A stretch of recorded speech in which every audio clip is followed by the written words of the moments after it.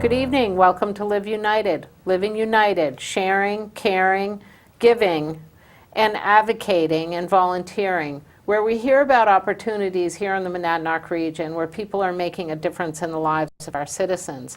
Today I'm joined by Kim Burden. Kim joins us from the Dance Movement Therapy Initiative and is an adjunct professor at Antioch University here in Keene.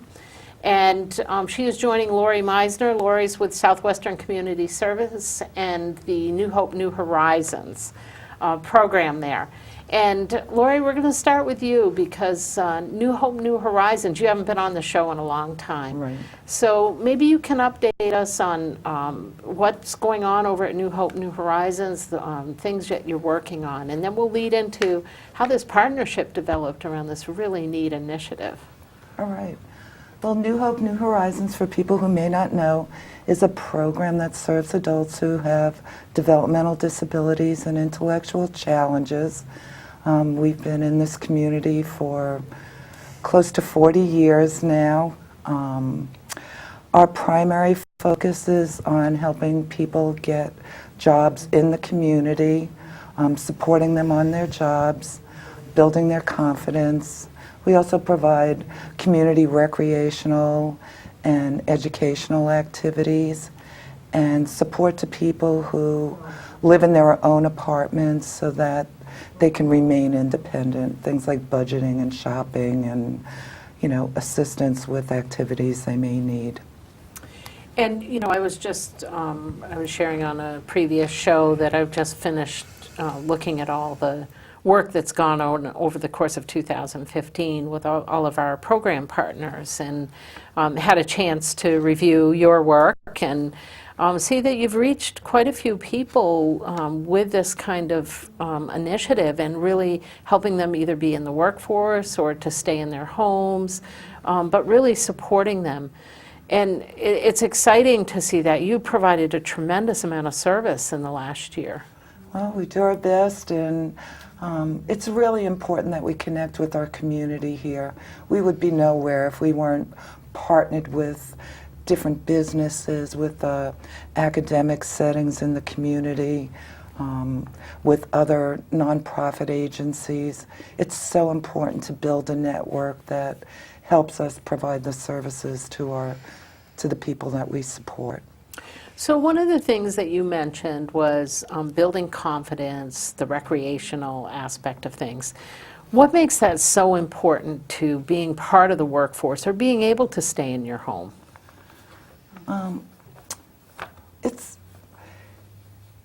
Every human being needs to have value and confidence to be able to be successful. And that's what we try to do, is build their sense of self-worth.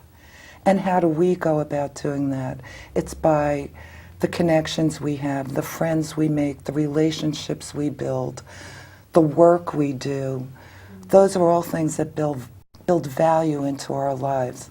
And regardless of whether you have an intellectual challenge or not, you're still a human being and you still need the same things as everybody else.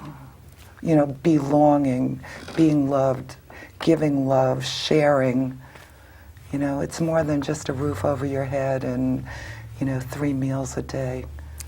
And that's for sure, and I want to segue right into Kim here because I'm guessing that the dance movement therapy is an important part of all of this. Yes, it is. It's been such a wonderful collaboration to work with Lori and the rest of the New Hope staff and the folks, the clients that are there. I'm not exactly sure the date.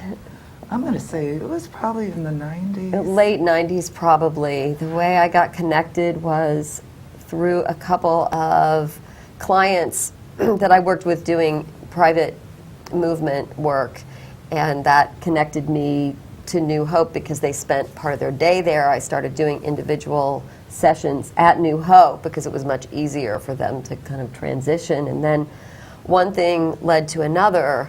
And what started to happen was at Antioch University, New England, where I'm an adjunct professor, we have a 3-year program, and there's always a practical component. So the students are training to become professional dance movement therapists, and their first year, they have 2 different, they're called practicum experiences. And so on Wednesday morning, there's 4 different sites, and we divide the first-year students. And one of the sites is New Hope, New Horizons. And so it's a 2-hour class, and they come to class at New Hope, and they start as participant observers doing dance movement therapy, and then we go take the second hour and we talk about what happened, and they learn from that. And then over the course of that semester, they gradually learn how to lead, and they end up leading the group for a whole session by themselves. So that's kind of feels like it's important to put it into context, because there's also this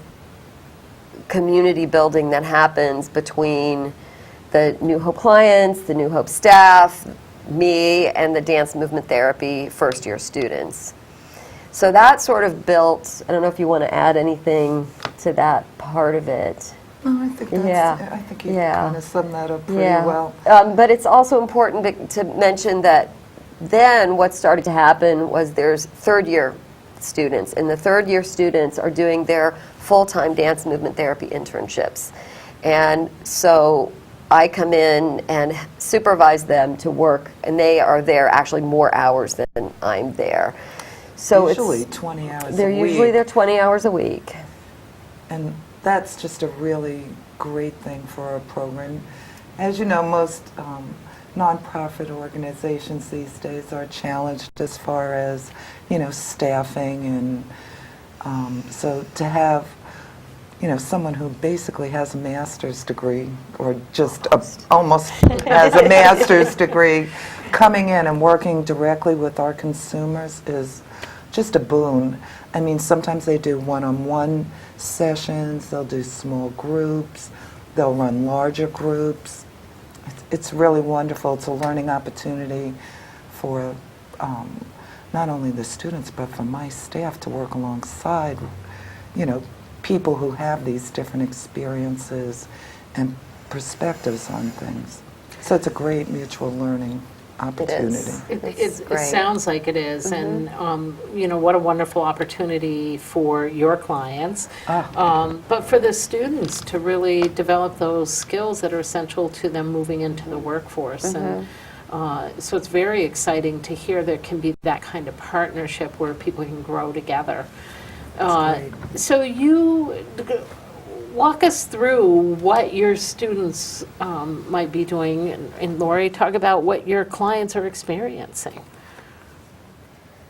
So what our students might be doing? Well, it might be helpful to define what is dance movement therapy. That would be great. So, and I'm going to give a brief actual history of dance movement therapy, because I think it really helps to understand what the profession is.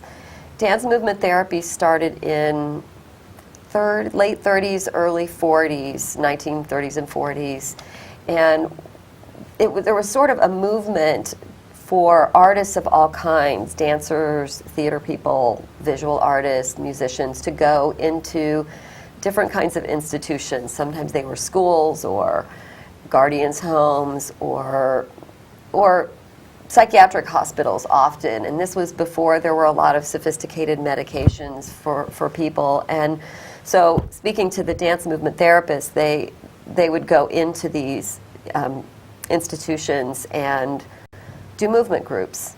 And there was a whole West Coast school that was done with people who were more what used to be called normal neurotics. So just everyday people who needed some support, and the approach is a little bit different. So dance movement therapy with people who have psychosis or have other things that are just impeding their ability to communicate like you and I are, it looks a little bit different. So it was pretty miraculous what happened in between the West Coast and the East Coast schools of dance movement therapy. This profession just built. And more people started studying with the original founders of dance movement therapy and developing it into different directions, so that now it's all over the world, and it's done in many, many settings, from schools to short-term psychiatric hospitals to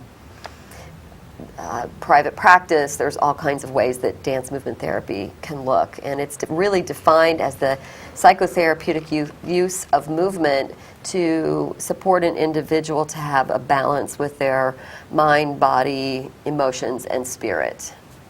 And does the dance movement take different forms? Definitely, yes.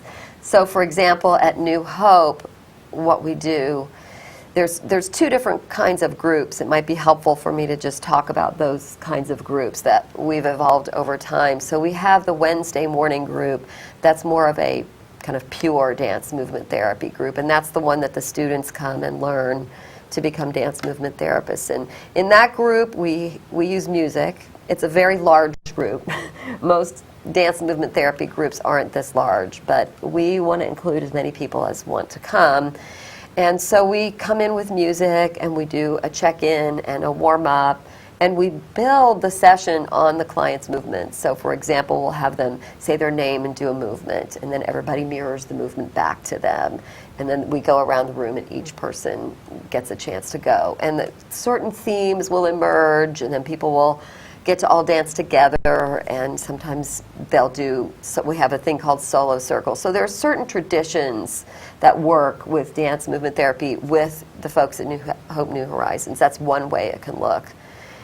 Then we also have a performance group, and the same people who come to the Wednesday morning group come to the performance group. And it's more structured, but the dances are still coming from their movements. There's collaborative dance making, and they get to decide the name of it. It's very much an organic and collaborative process between all of us.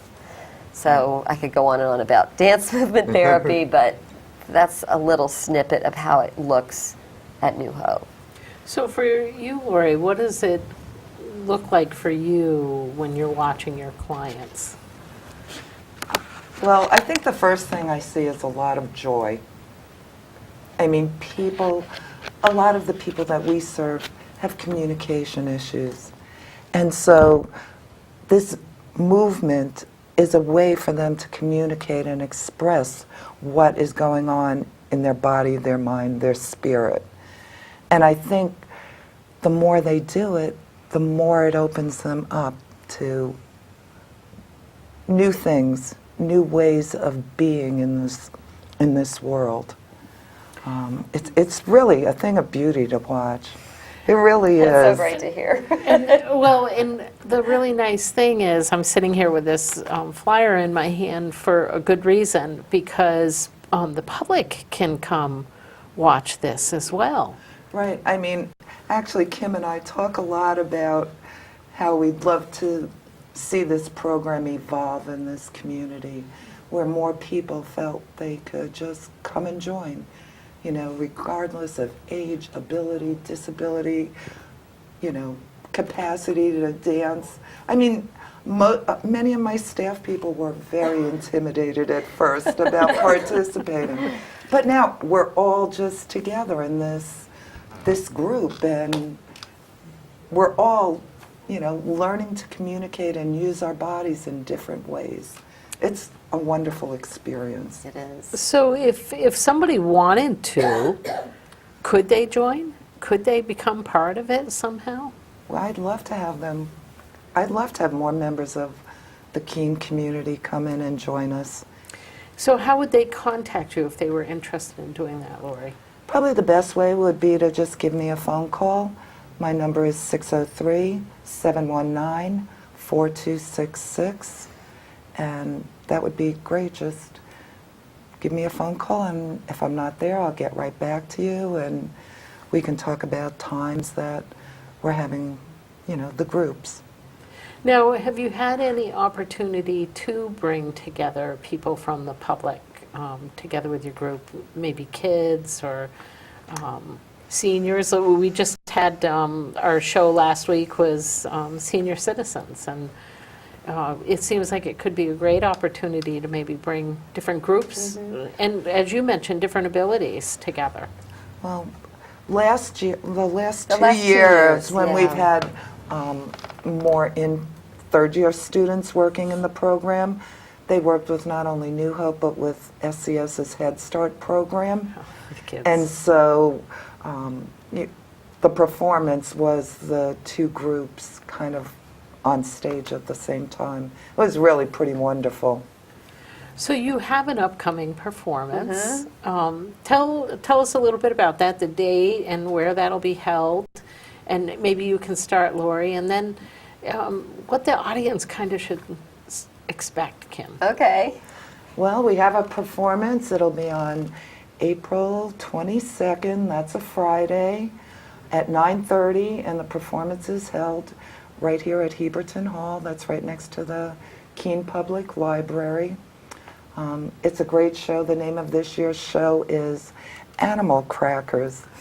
And you will sort of notice a theme with the different songs that will be performed this year.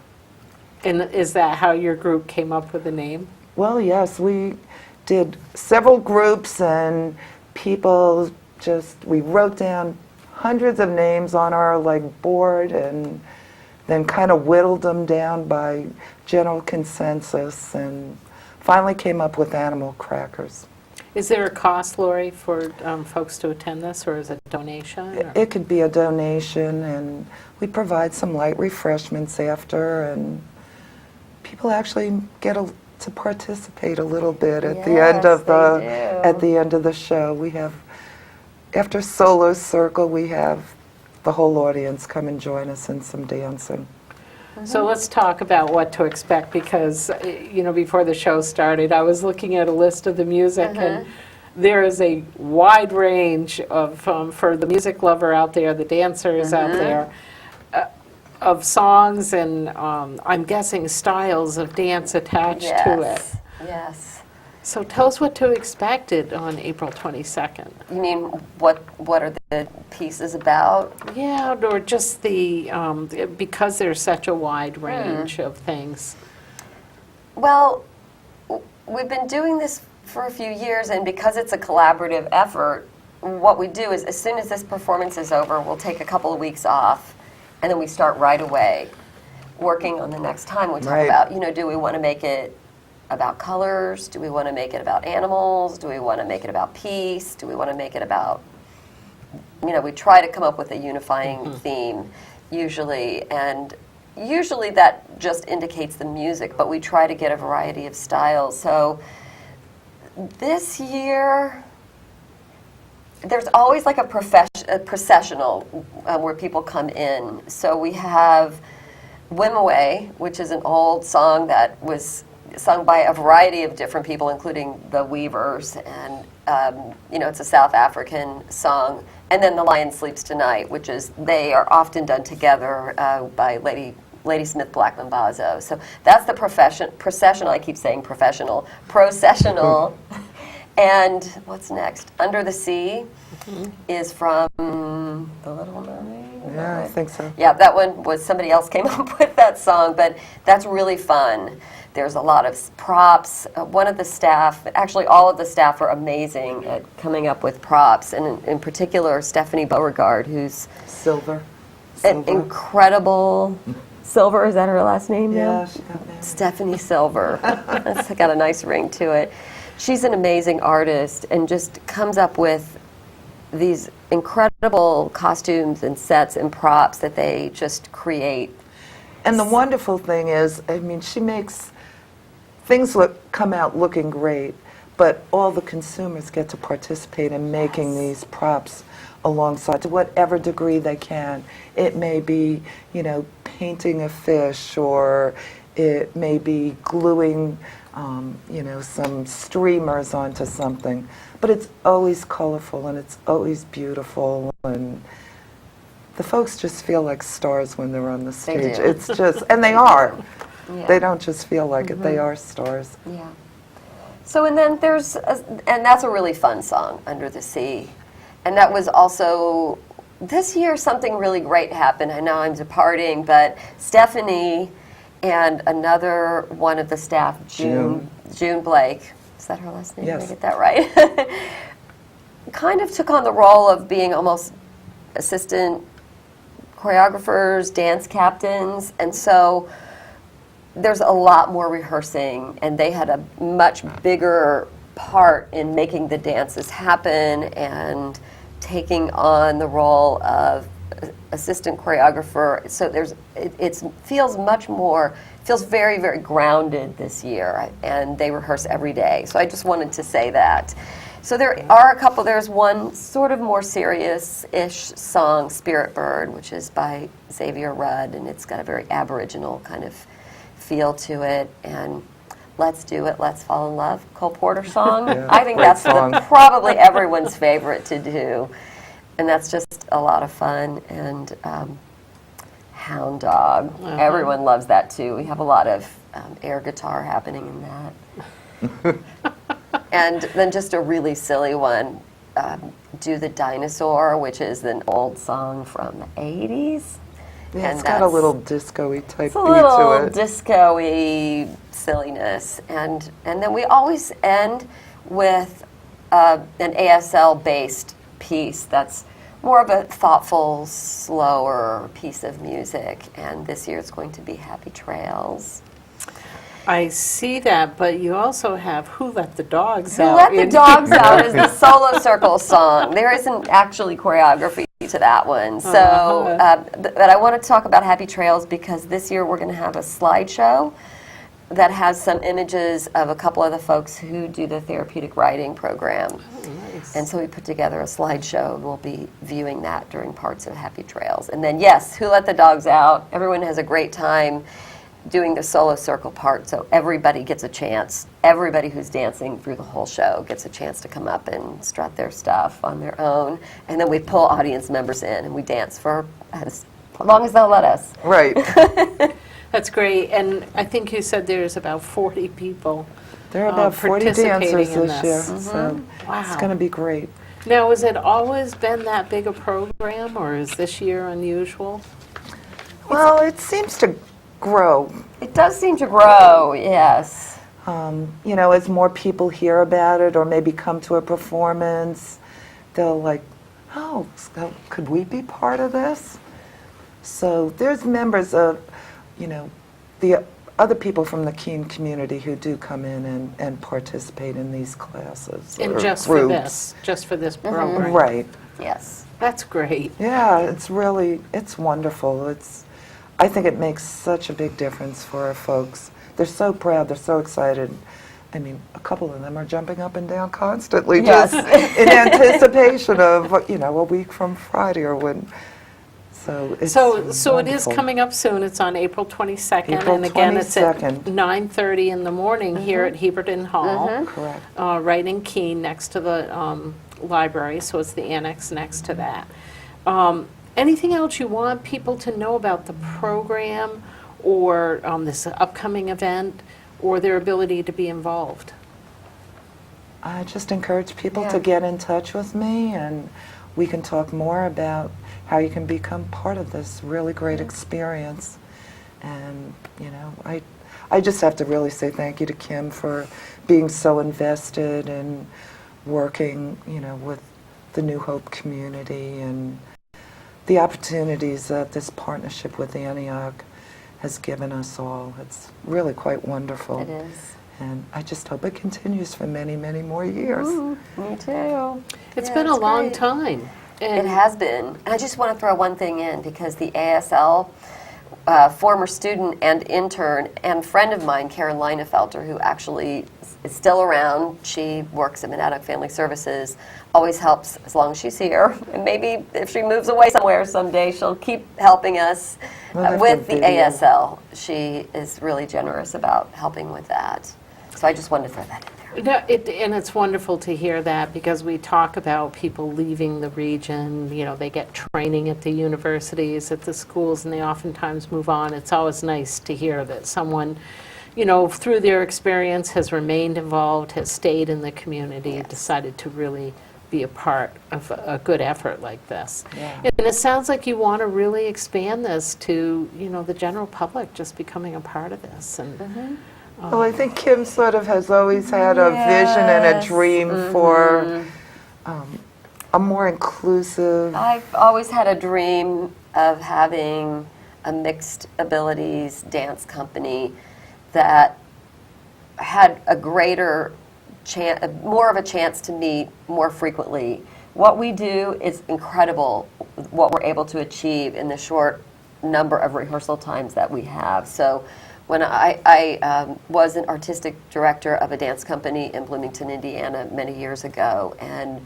worked in a very deep level with people creating dances, taking more time and coming from their inner experience, which is very kind of dovetails with dance movement therapy. So taking more time and having a mixed abilities group that could really come together for 2 hours at least once a week in a studio, in small groups, we're really going in and creating. So there's some thoughts about maybe applying for a grant, some point to make that happen, and it's still a dream, but it could happen. That sounds like a great Arts Council project, perhaps, to really build that partnership. And you've built a solid foundation already with New Hope, New Horizons. So, really to build on that and be able to expand it would be exciting. Yeah. Yes. And I can imagine that people love to dance, and the freedom of expression. I like to think of that when I think about dance movement therapy, is that some of it is around that confidence, that freedom of your expression, and really being able to achieve that. Any last thoughts for our audience? Just, I hope you'll consider joining us for the performance on April 22nd. I know you'll just walk out with a smile on your face Definitely. and a dance in your heart. So Yes, please very be there. well put. So great. Well, Kim, thank you for joining us. It's Thank great you to so hear much. about this wonderful program that's going on with New Hope, New Horizons. And Lori, always great to see you. Thank you. And to see the incredible work that you're doing with the group that you work with, and making sure they're gaining confidence, getting out there, working in our community, and just strong citizens. So I want to thank both of you. And audience, I'd like to thank you for joining us tonight and remind you, please give, volunteer, advocate, live united.